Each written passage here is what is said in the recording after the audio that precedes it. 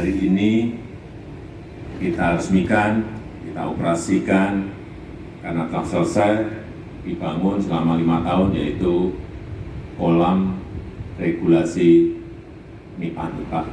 Ini adalah kolam untuk pengaturan air, pengaturan terutama banjir dan genangan yang ada di Kota Makassar.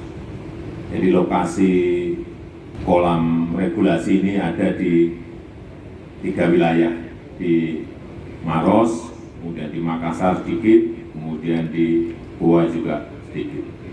Banyak fungsinya di Kota Makassar.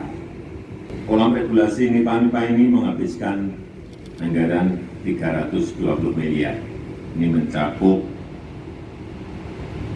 83 hektar luasnya, memang sangat luas sekali, hampir mirip dengan waduk. Dan volume tampungannya 2,7 juta meter kubik. Sehingga ini bisa mengurangi banjir dari yang sebelumnya kurang lebih 45%.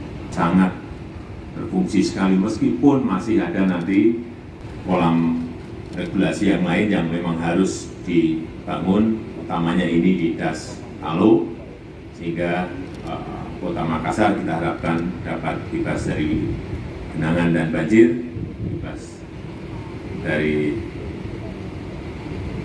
air yang biasanya meluap dari Das Palu ini, karena sekarang diatur dan dikendalikan oleh kolam regulasi di Nipa-Nipa.